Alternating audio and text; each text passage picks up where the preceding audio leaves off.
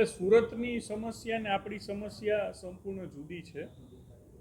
રાજકોટમાં વરસાદી પાણીના નિકાલ માટે જે એરિયાઓને પ્રી આઈડેન્ટિફાઈ કરવામાં આવ્યા છે અને જ્યાં આટલા વર્ષના અનુભવના આધારે એવું લાગે છે કે અહીંયા પાણી ભરાય છે, એ બધા એરિયાને 3 ઝોનમાં વહેંચવામાં આવ્યા છે: ગ્રીન ઝોન, યલો ઝોન અને રેડ ઝોન. ગ્રીન ઝોન એટલે કે જ્યાં વરસાદનું પાણી, વરસાદ બંધ થાય એટલે માત્ર અડધી કલાકમાં પાણીનો નિકાલ થઈ જાય છે. યલો ઝોન એટલે જ્યાં વરસાદ આવતો બંધ થાય એટલે 1 કલાકની અંદર પાણીનો નિકાલ થઈ જાય છે. અને રેડ ઝોન એટલે જ્યાં વરસાદ આવતો બંધ થાય અને પાણીના નિકાલ માટે 2 કલાક લાગે છે.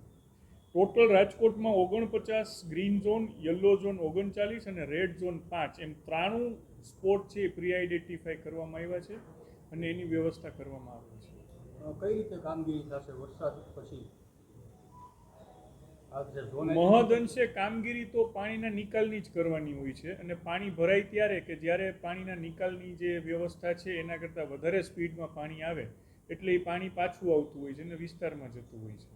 એટલે નિકાલની વ્યવસ્થા કરી છે. એના માટે સ્પેશિયલ જે ઝોન પાડ્યા છે એની ગંભીરતા મુજબ ત્યાં માણસોની વ્યવસ્થા રાખેલી છે કે જો તુરંત જ કોઈ કચરો ફસાતો હોય તે લઈ અને પાણીનો નિકાલ પ્રોપર થાય કરે ને એના મોનિટરિંગ માટે બોર્ડના જવાબદાર લોકોથી લઈ અને સિટીના એન્જિનિયરો સુધીની જવાબદાર લોકોની કર્મચારીઓની ટીમ બનાવેલી છે જે રાઉન્ડ ધ ક્લોક મોનિટરિંગ કરશે. અંદાજિત કેટલા કર્મચારીઓ આ કામગીરીમાં જોડાશે? બધા જ કોર્પોરેશનના કર્મચારીઓને મહદઅંશે આમાં જોડ્યા છે પોતપોતાની જરૂરિયાત મુજબ.